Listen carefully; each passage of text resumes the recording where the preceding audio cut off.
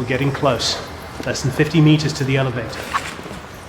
Hey, android, what's your name again? It's Helen. Right. Helen. I see a breach on the interior hull, about 30 centimeters. You see that? That's where I came out of the robot shaft, into this corridor to repressurize it. Do we need to cover it? No. Everything in there is dead. Dead and incapable of coming back. Dead and torn to pieces. That's what I like to hear. I gotta learn the violin. Or taking up mechanical engineering. You know, there are people whose job it is to read books all day and then write stuff.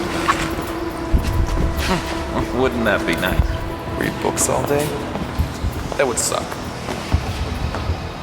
They open the door to the next section. Flashlights on their guns and helmets illuminate 4 corpses on the floor. Half-creatures, wearing the blue jumpsuits of special forces. Their flesh is decayed into the burnt black necrosis of the change. But their eyes are wide open. What's wrong with them? Dormant. Do androids have to go to special classes to learn how to not make any sense?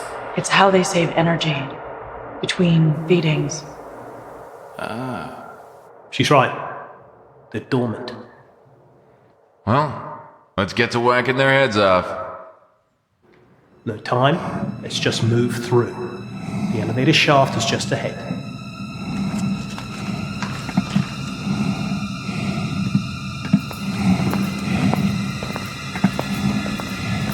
The creatures hold their eyes on the soldiers as we gingerly step over the bodies. Sergeant Mach is on point and gets to the hatch on the far side of the corridor. The intermittent emergency lights strobe, giving everything a splash of red every 2.3 seconds.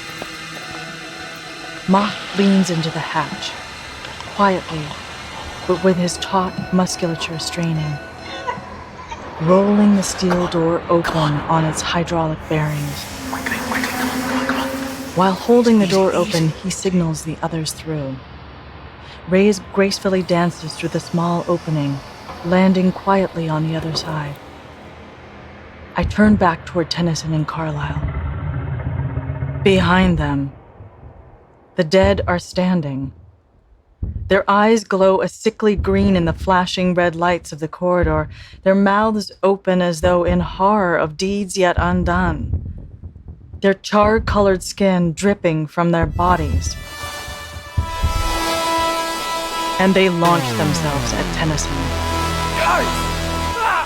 Tennyson shoots his weapon as he falls backward. The charges ricochet everywhere. Pinholes open in the bulkhead as flechettes spit into the ceiling. Come on, no time, there's no time! Reyes fires through the opening in the hatch. Moth has to hold the hatch open for her. One of the creatures latches onto Tennyson's voice box and rips it out with her teeth. Holy smoke! Get back! I'm not close enough to do anything with the crowbar in my hand. Reyes' gun finally manages to penetrate the armored flesh of one of the creatures, as Carlyle reaches out to me to pull him through. Too late. A claw punctures Carlyle's skull, coming out of his forehead like a third eye or a rhinoceros horn. More creatures appear at the far end of the corridor, bigger, meaner ones. Even Reyes' gun will be useless. With my right hand, I grab Mach by the webbing on his harness and toss him through the now closing hatch, knocking Reyes out of the way with Mach's body. The Schmetterling can't kill these creatures, but it can do one thing. And with my left hand, I ignite the short-range explosives in Berzerker Mode.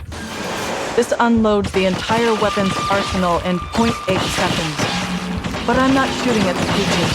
I'm shooting at the pressure hull.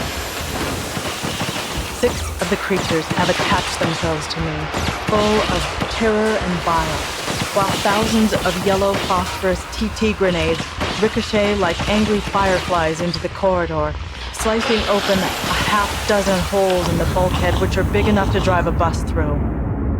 This makes the corridor depressurize explosively.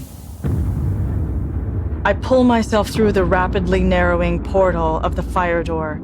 As it slams shut, it slices the arm off of one of the creatures. And then there were 3. You've been listening to Earthkiller, Episode 9, Berzerker Mode. Written by Andrew Bellware and Montserrat Mendez. Story by Montserrat Mendez.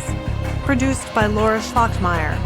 Starring Robin Kurtz, with B.J. Burbage as Carlisle, Tom Rowan as Tennyson, Zoe Anastasiou as Rays, and Monica Steady as Mock. Earthkiller is a Pandora Machine podcast composed and directed by Andrew Bellware.